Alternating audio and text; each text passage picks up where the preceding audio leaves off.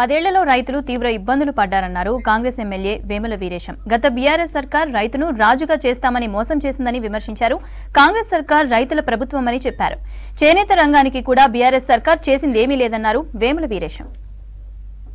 ఈ రోజు అధికారంలోకి వచ్చినటువంటి కాంగ్రెస్ ప్రభుత్వం ఒక నిజమైన రైతుకు వ్యవసాయ శాఖను అప్పచెప్తే ఆ వ్యవసాయ శాఖను అభివృద్ధి పదంలో తీసుకుపోవడానికి ఆ వ్యవసాయ శాఖను చక్కబెట్టడానికి ఎట్లాంటి ప్రణాళికలు ఎట్లాంటి పద్ధతులు తీసుకొస్తారనేటువంటి దానికి ఈ ప్రభుత్వం ప్రవేశపెట్టినటువంటి అగ్రికల్చర్ బడ్జెట్ 75,000 కోట్లంటే ఇంతకంటే సంతోషం ఇంకొకటి ఉండదు అధ్యక్ష. గతంలో ఉన్నటువంటి బీఆర్ఎస్ ప్రభుత్వం రైతును రాజు చేస్తామన్నారు, రైతు ఆదాయం 2 పెంచుతామన్నారు.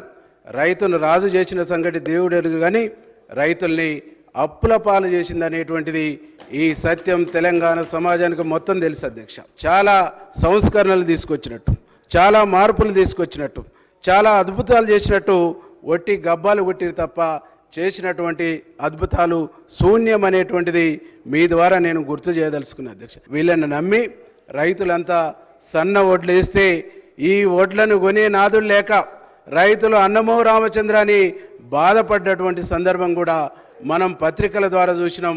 వారికి కూడా స్వయంగా తెలుసు అని కూడా ఈ సందర్భంగా నేను గుర్తు చేస్తా ఉన్నా అధ్యక్ష. గతంలో కాంగ్రెస్ ప్రభుత్వం ఉన్నప్పుడు రైతులకు యంత్రాల మీద సబ్సిడీ ఉండేది.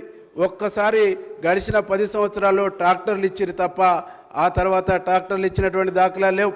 తైవాన్ పంపుల మీద సబ్సిడీ ఉండే, అవిటిని ఎగ్గొట్టారు. రైతులకు సంబంధించినటువంటి యంత్రాల మీద సబ్సిడీ ఉండే, అవి ఎగిరిపోయినాయి.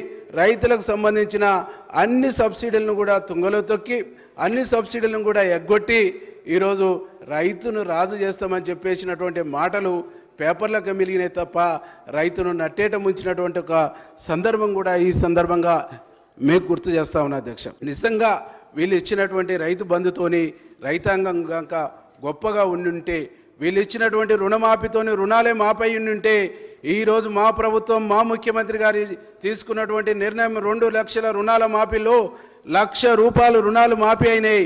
ఇంకా కొన్ని నిమిషాల్లో కొన్ని గంటల్లో ఇంకొక 1,50,000 రుణాలు కూడా మాఫీ కాబోతున్నాయి. నిజంగా వీళ్ళు రుణమాఫీ చేసి ఉంటే ఈరోజు ఈ ప్రభుత్వానికి ఇన్ని లక్షల కోట్లు మాఫీ చేయవలసినటువంటి అవసరం ఏమొచ్చునో ఒక్కసారి వాళ్ళు ఆలోచన చేయాలని చెప్పేసి ఈ సందర్భంగా నేను గుర్తు చేస్తా ఉన్నా అధ్యక్ష. గతంలో కాంగ్రెస్ గవర్నమెంట్ ఉన్నప్పుడు టెస్కో ద్వారా అక్కడ ఉత్పత్తి అవుతున్నటువంటి అక్కడ తయారవుతున్నటువంటి సరుకును మొత్తం కూడా కొనేది అధ్యక్ష. కొంటామని చెప్పేసి ఎంత సరుకు తీసుకుంటామో ముందు బిల్లింగ్ ఇచ్చేది అధ్యక్ష. ఈనాడు దాన్ని రద్దు చేసిర్రు, సొసైటీలో ఎన్నికలు రద్దు చేసిర్రు, సొసైటీలకు పర్సనల్ అధికారులను పెట్టిర్రు. దీంతో మొత్తం వ్యవస్థను ధ్వంసం చేసి ఒక్క మా ఎల్లంకిల్నే 10 కోట్ల సరుకుంది అధ్యక్ష. ఈనాటికి ఒక్క సిరిపురంలో 8 కోట్ల సరుకుంది అధ్యక్ష. ఒక్క భోగారంలోనే 6 కోట్ల సరుకుంది అధ్యక్ష. అట్లాగే పోచంపల్లిలో దాదాపు 20-30 కోట్ల సరుకుంది అధ్యక్ష. కనీసం ఈ సరుకును తీసుకొని హాస్టల్ పిల్లలకు దుప్పట్ల ద్వారా ఇచ్చేసినా కానీ ఈ హాస్టల్ పిల్లలకు ఉపయోగపడేది, ఆ కార్మికులు బాగుపడేటువంటి ఒక అవకాశం ఉండేది అధ్యక్ష. ఈ పని మాత్రం ఏం చేయలేదు అధ్యక్ష. చేనేత రంగం మొత్తం కూడా కుదేలైపోయింది. వాళ్ళకు ఆత్మహత్యలు తప్ప ఇంకో మార్గం లేనటువంటి ఒక పరిస్థితికి పోయిందని చెప్పేసి ఈ సందర్భంగా మీకు